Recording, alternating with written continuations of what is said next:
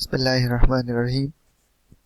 आज आप लोगों का बेसिक सिविल इंजीनियरिंग सर्वेइंग का चौथा लेक्चर है और इस लेक्चर में हम चेन और टेप के बारे में पढ़ेंगे जो हम सर्वे में इस्तेमाल करेंगे। तो सबसे पहले आते हैं चेन की तरफ, जो हम सर्वे में इस्तेमाल करेंगे कि वो क्या है और इसकी अक़साम क्या है। तो here are different types of surveying chains. First, metric chain, दूसरा है स्टील बैंड और बैंड चेन, तीसरा है गंटर्स चेन या गंटर्स चेन को हम सर्वेयर्स चेन भी कहते हैं, याद रखना है। फिर इसके बाद है इंजीनियर्स चेन और फिर रेवेन्यू चेन। अब हर एक को हम तफसील से पढ़ते हैं कि इसमें हर एक में क्या क्या है, मुख्तलिफ इसमें क्या है। सबसे पहले आते हैं मेट्रिक चेन की तरफ। मेट्रिक चेन आपको 20 मीटर की लंबाई वाला और 30 मीटर की लंबाई वाला मिलेगा, यानी 20 मीटर लंबाई का भी होता है मेट्रिक चेन, 30 मीटर लंबाई का भी होता है, 25 मीटर लंबाई का भी होता है। अब अगर आप देख ले तो इसमें आपको इस चेन में जो मेट्रिक चेन होता है, इसमें आपको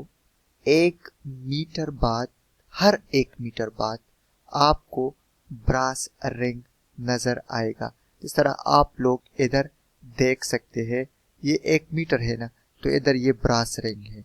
सिमिलरली फिर ये 1 मीटर कंप्लीट हो गया है तो ये दूसरा ब्रास रिंग है, और हर 5 मीटर के बाद आपको टेली नजर आएगा।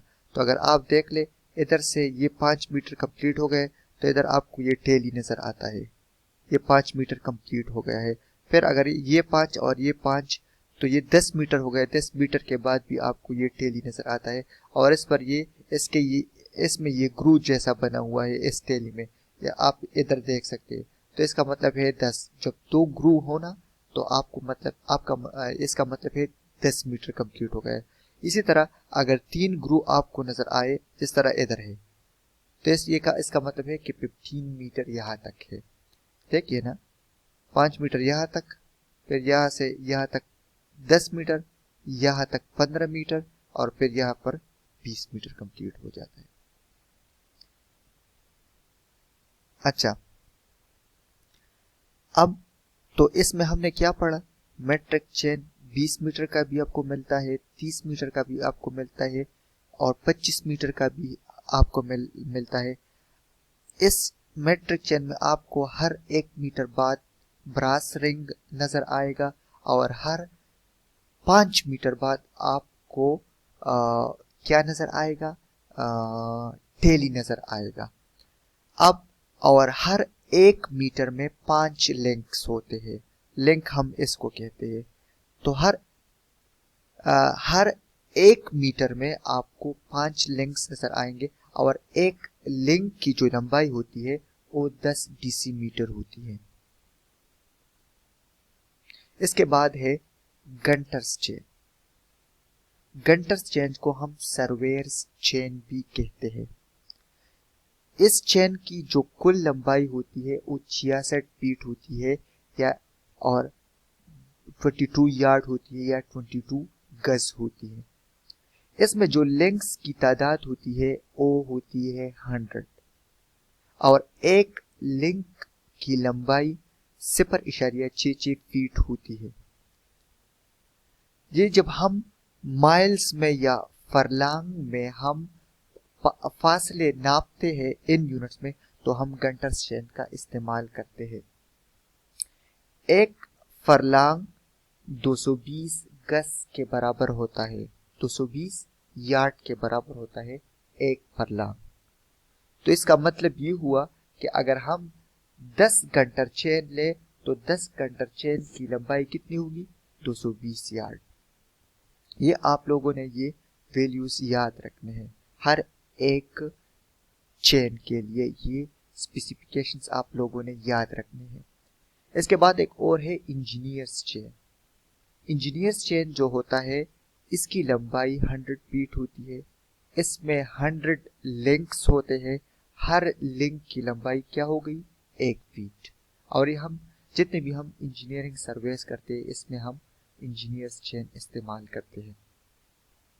इसके बाद है रिवेन्यू चेन। रिवेन्यू चेन की जो कुल लंबाई होती है वो 33 फीट होती है और इस चेन में 16 लिंक्स होते हैं। हर एक लिंक की लंबाई इधर 2 फीट होती है और ये हम आमतौर पर जो हम ज़रई ज़मीनें जो होती है उसकी जो पैमाइश वगैरह हम करते हैं उसमें हम रिवेन्यू चेन इस्तेमाल करते हैं। अब आते हैं टाइप्स ऑफ मेजरिंग टेप्स इन सर्वे। सर्वे में जो हम टेप्स इस्तेमाल करते हैं उनकी अकसाम क्या है? तो मुख्तलिफ अकसाम है, लेकिन हम इधर में 4 पढ़ेंगे जो है क्लॉथ और linen tape, metric steel tape, invar tape and synthetic tape. अब ये क्लॉथ और लिनन टेप क्या है? तो अगर आप पिक्चर में देख ले, आप लोगों ने आमतौर पर देखा होगा ये हम क्या करते हैं, ये हम जो मेन काम के लिए हम ये नहीं, मेन काम के लिए हम क्या इस्तेमाल करते हैं? चेन इस्तेमाल करते हैं। जो नज़दीक जो छोटे मोटे फासले होते हैं उसके लिए हम क्या इस्तेमाल करते हैं? टेप इस्तेमाल करते हैं। और अगर आप क्लॉथ और लिनन टेप की बात करें तो ये कम वजनी होता है ये टेप और ये इसको इस्तेमाल करना भी आसान होता है, लेकिन इसका नुकसान ये है कि नमी की वजह से इसको नुकसान पहुंचे। नमी की वजह से ये ख़राब हो जाता है, ये इसका एक नुकसान है। दूसरा जो टेप है वो स्टील टेप, आप फिगर में देख सकते हैं ये है स्टील टेप, ये स्टील से बना होता है और ये है स्टील टेप। अब आते हैं ये भी एडवांटेजियस होता है, लेकिन गर्मी में या सर्दी में इसकी जो एक्सपेंशन इसमें होता है कंट्रैक्शन, तो उसकी वजह से थोड़े से ओ होते हैं, लेकिन फिर भी ये लिनन चेन की टेप की बनिस्बत ड्यूरेबल होता है, जल्दी ख़राब नहीं होता। अब इसके बाद है एनवार टेप। तो एनवार टेप किस चीज़ से बना होता है? ये स्टील एलॉय से बना होता है। एलॉय क्या? जब हम क्रोमियम और स्टील को मिक्स कर देते हैं तो इससे एलॉय बनता है जिसको हम क्या कहते हैं? एनवार कहते हैं। और ये सबसे बेहतरीन टेप होता है, ये सबसे बेहतरीन जो हम जो जो मेजरमेंट हम चाहते हैं कि अच्छी तरह से करें उसके लिए हम एनवार टेप इस्तेमाल करते हैं। एक और है सिंथेटिक टेप। सिंथेटिक टेप ये बना होता है ग्लास फाइबर से और इसके ऊपर फिर हमने क्या छिड़का होता है? Polyvinyl chloride coating. ये अंदर ग्लास होता है, ग्लास फाइबर, और इसके ऊपर हमने प्लास्टिक चढ़ाया होता है। ये हम शार्ट मेजरमेंट्स के लिए इस्तेमाल कर सकते हैं। इसकी फिगर आप देख सकते हैं इसमें।